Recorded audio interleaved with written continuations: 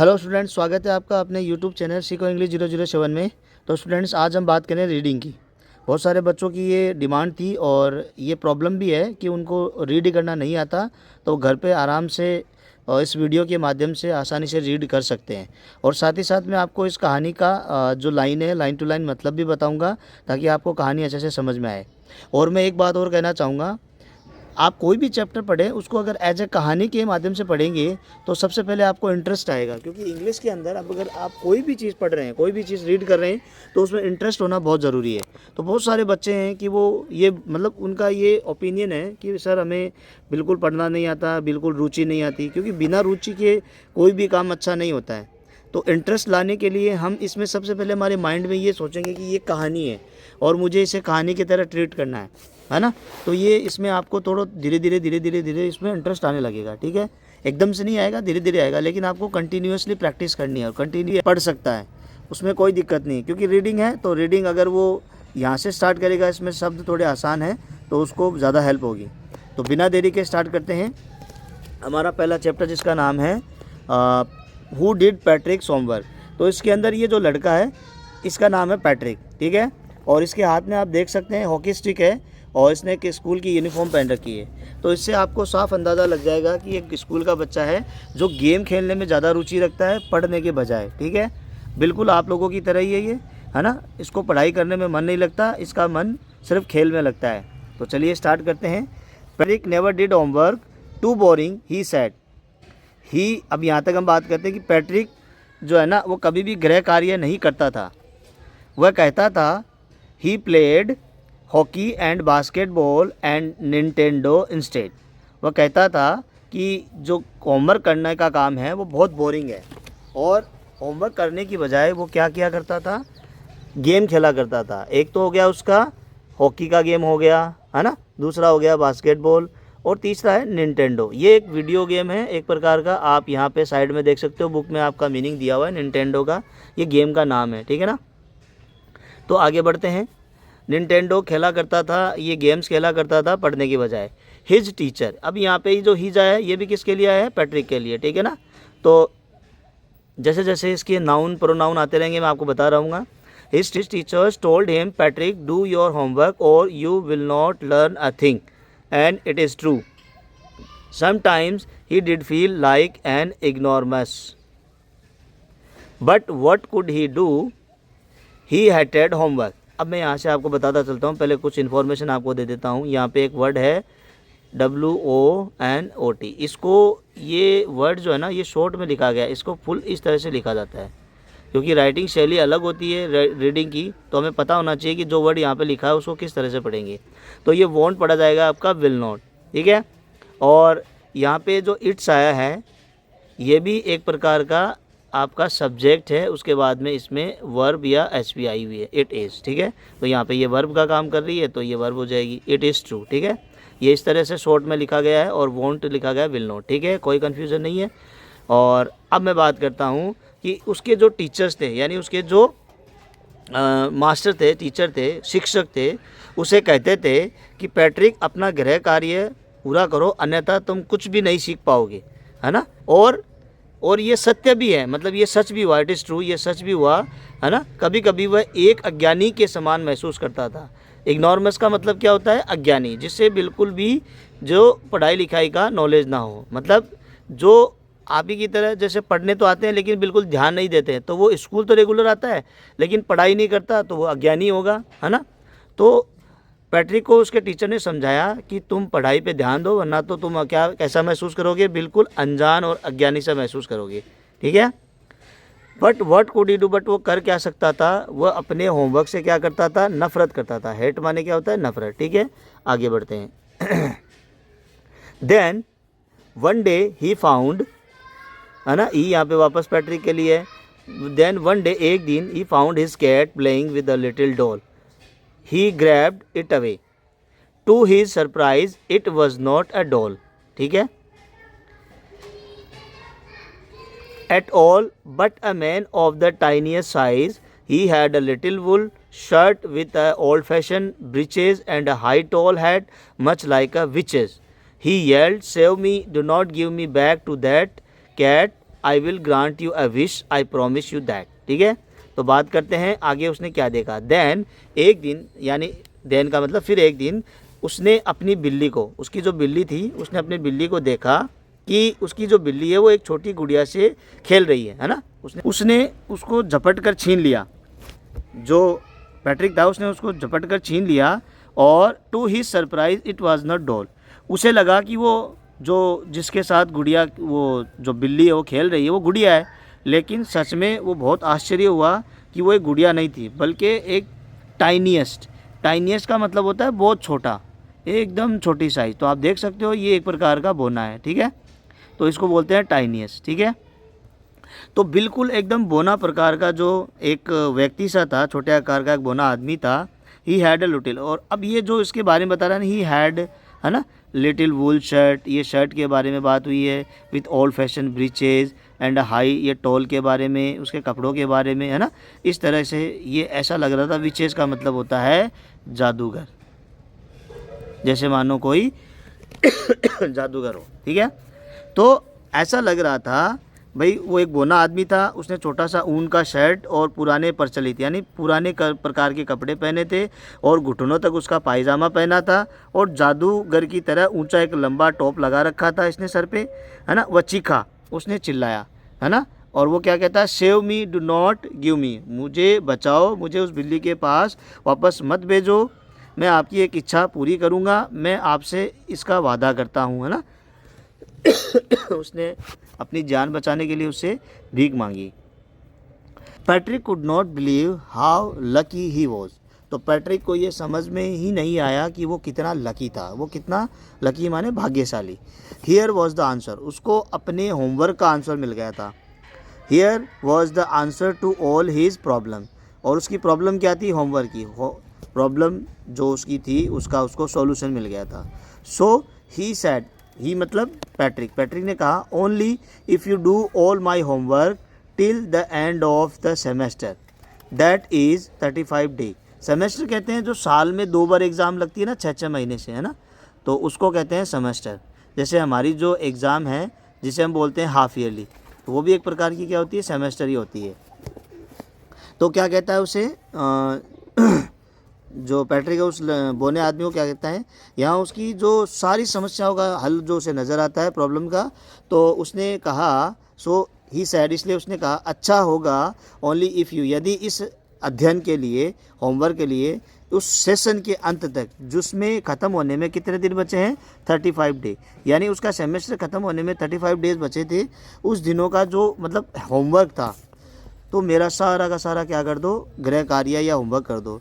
यदि पर्याप्त रूप से अच्छा काम करते हो तो मैं, मतलब अगर उसने अच्छा काम किया तो उसे क्या मिलेगा, ग्रेड मिलेगा, ए ग्रेड, या मतलब A+ ग्रेड ऐसा उसे मिलेगा।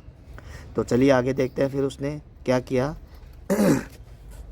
The little man's face wrinkled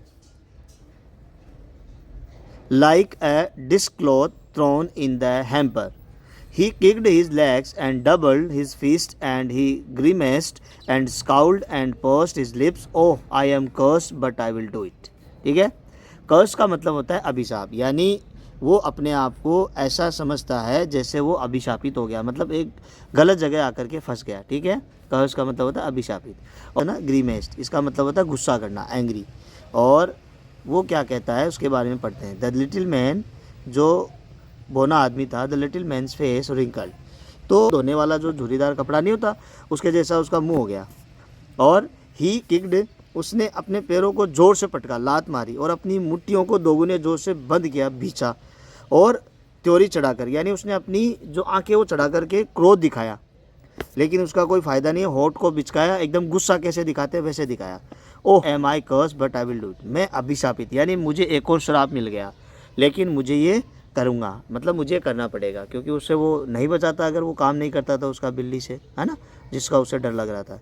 5वें पैराग्राफ में देखो, and true to his word that little elf began to do Patrick's homework. Elf का मतलब होता है नुकीले कानों, यानी उसके जो कान थे ना, उसके जो कान थे वो बिल्कुल कैसे थे, नुकीले थे एकदम, है ना। और उसने क्या किया, और अपने शब्दों से, शब्दों के अनुसार अपने शब्दों से उसने क्या किया, वह भोना प्राणी पैट्रिक का होमवर्क करने लगा, उसने शुरू कर दिया।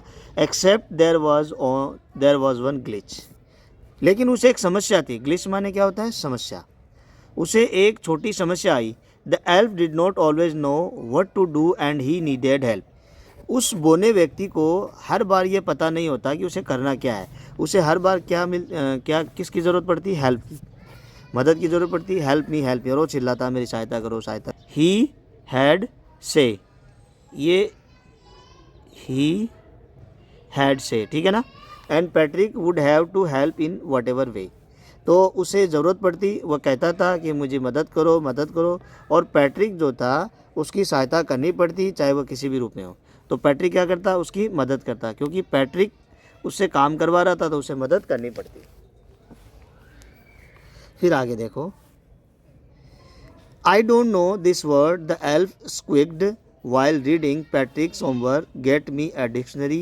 Know what is even better. Look up the word and sound it out by each letter. तो वो क्या कहता, उसके बारे में आगे बात करेंगे। मैं ये शब्द नहीं जानता हूँ, उसे मदद क्या पड़ती। वो बोना व्यक्ति कहता, उसमें जो भी उसके सिलेबस था, उसकी जो भी सब्जेक्ट थी, उसमें उसको जो भी शब्द आता समझ में नहीं आता। आई डोंट नो दिस वर्ड, मैं ये वर्ड या शब्द नहीं जानता। द एल्फ स्क्वेक्ड, ऊंची आवाज़ में, स्क्वेक का मतलब होता है ऊंची आवाज़ में, चूँ चूँ यानी चरमराहट की आवाज़ में बोलना, चूँ चूँ करके, है ना। वो अपनी पूरी जान लगा करके बोलता था। तो वो कहता था मुझे ये समझ में नहीं आ रहा है वर्ड क्या है, गेट मी अ डिक्शनरी।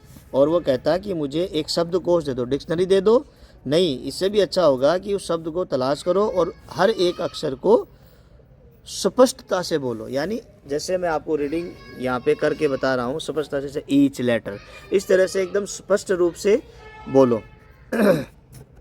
फिर आगे देखो, when it came to maths, तो ये तो बाकी सब्जेक्ट की बात होगी, लेकिन मैथ की बारी आई।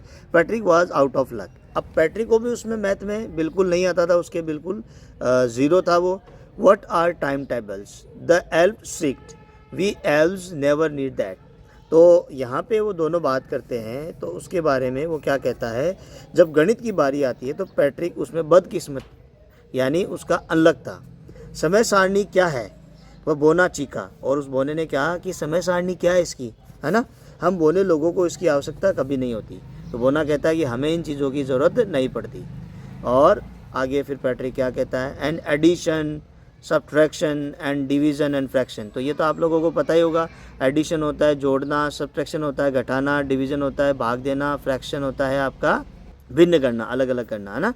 Here sit down beside me, beside me मतलब मेरे पास। You simply must guide me, guide मतलब मुझे गाइड करो, और मतलब मुझे आगे से आगे बताते रहो, है ना। और elf already a shouter just got louder, so the little elf already a shouter just got louder, go to the library, I need books, more and more books, and you can help me read them too. तो यहाँ पे बोना व्यक्ति उसे क्या कहता है, जब उसकी गणित की बारी आती है मैथ की, तो वो जीरो हो जाता है, और उसको वो बोलता है कि हमें समय सारणी की ज़रूरत नहीं होती है। तो बोने लोग जो है मानव इतिहास के बारे में कुछ भी नहीं जानते, जाहिर सी बात है, उनके लिए एक रहस्य की बात है ना। उसके अंदर जोड़, बाकी गुणा, भाग, घटाना उसे कुछ नहीं आता। तो कहता है मेरे पास बैठ जाओ, मदद करो। एल्स इस प्रकार बोना जो पहले से ही चिल्ला रहा था, है ना, वो ह्यूमन हिस्ट्री के बारे में कुछ नहीं जानता। जस्ट गोट लाउडर, थोड़ा चिल्लाता है, अब और ज़ोर से चिल्लाने लगा। Go to the library, library का मतलब पुस्तकालय में जाओ। आई नीड बुक्स, मुझे कुछ पुस्तकों की आवश्यकता है, ज़्यादा से ज़्यादा किताबें चाहिए, और आप उन पुस्तकों को पढ़ने में मेरी सहायता करना। तो चलिए आगे देखते हैं फिर बाद में क्या बात होती है पैट्रिक और बोने के बीच में, पैराग्राफ नंबर 7 के अंदर। As a matter of fact every day in every way that little elf was a nag. ठीक है, नैग का मतलब है किसी भी बात के लिए, है ना, ये जो नैग दिया ना, नैग का मतलब है किसी भी बात के लिए बस पीछे पड़ जाना, दैट इज़ कॉल्ड नैग। ठीक है, तो जैसे जैसे सच तो यह है कि वह बोना एवरीडे प्रतिदिन किसी न किसी प्रकार से कष्टदायी ही था, यानी वो एक तरह से मतलब बहुत ज़्यादा परेशान कर रहा, इरिटेट कर रहा था पैट्रिक पहले से ही अधिक कड़ी मेहनत कर रहा था, और साथ साथ में पैट्रिक भी कड़ी मेहनत कर रहा था। और क्या वह बुरी लगने वाली बात थी? तो क्या उसमें बुरा लगना जैसा क्या था? क्योंकि पैट्रिक भी मेहनत कर रहा था धीरे धीरे, जो बिल्कुल भी होमवर्क नहीं करता था। वह रात को देर से सोने जाता था, है ना। He was staying up night, she'd never felt so weary, was going to school with his eye puffed and bleary, है ना। तो रात को देर से सोता और उसकी जो आंखें, उसकी नींद पूरी नहीं होती और वो थका हुआ सा महसूस करता और वह अपनी सूजी हुई लाल आंखें, थकी हुई आंखें लेकर के विद्यालय जा रहा था। मतलब इन सारी चीज़ों से ये साफ साफ पता चल रहा था कि जो पैट्रिक था उसने अभी पढ़ना शुरू कर दिया है। तो उसके बारे में फिर आगे बात करते हैं 8वें पैराग्राफ में। Finally the last day of school arrive, यानी 35 डेज जो बचे थे उसमें से स्कूल का लास्ट डे आ गया। आखिरकार विद्यालय का अंतिम दिन आ गया। And the elf was free to go, जैसा कि उसने उससे वादा किया था कि उसको खाली होमवर्क करने में मदद करेगा। और अब जैसा लास्ट डे आ गया, होमवर्क पूरा उसने करवा दिया, तो एल्फ जो था वो बोना व्यक्ति वो फ्री था जाने के लिए। As for homework there was no more, so he quietly and slyly slipped out the back door. तो जैसे उनका दोनों का कॉन्ट्रैक्ट था कि अब कोई काम नहीं बचा था, उसे गृह कार्य के होमवर्क के लिए रखा गया था, इसलिए वह चुपचाप चालाकी से पीछे के दरवाजे से आसानी से निकल गया। ठीक है। Patrick got his A grade, है ना। Patrick got his A, his classmates were amazed, his teachers smiled and were full of praise, and his parents they wondered what had happened to Patrick. He was now the model kid, cleaned his room, did his course, was cheerful, never rude, like he had developed a whole new attitude. तो class में Patrick को क्या मिला भाई? A grade मिला। और उसे कक्षा के साथी जो थे वो हक्के बक्के रह गए। उसके जो मतलब पहले वो जीरो था, अब वो क्या बन गया? हीरो बन गया। उसके टीचर्स भी इस मेहनत के लिए क्या कर रहे थे? मुस्कुरा रहे थे। उसकी क्या कर रहे थे? प्रेज माने क्या होता है? प्रशंसा कर रहे थे। और उसके माता पिता भी बहुत आश्चर्यचकित थे, उन्हें समझ नहीं आ रहा था। And his parent they wondered, आश्चर्यचकित, वंडर्ड का मतलब होता है आश्चर्यचकित, है ना। वंडर्ड का मतलब होता है आश्चर्यचकित।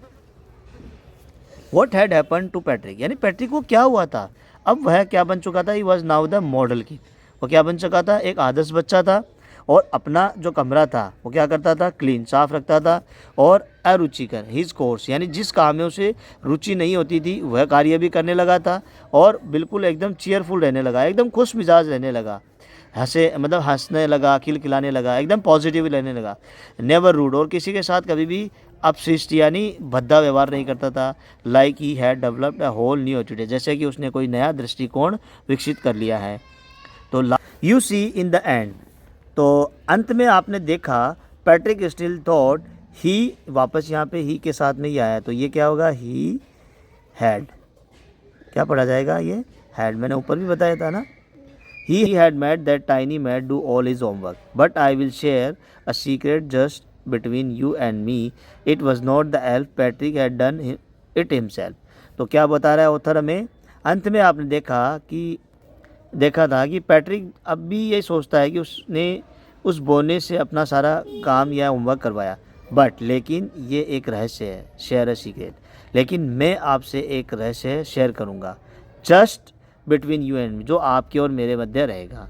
यह it was not the elf, यानी वह बोना नहीं था जिसने उसको होमवर्क करवाया था। तो किसने होमवर्क करवाया? तो इसका मतलब है वो होमवर्क पैट्रिक ने खुद ने किया था। ठीक है। तो ये हमारा चैप्टर पूरा हुआ। तो आपको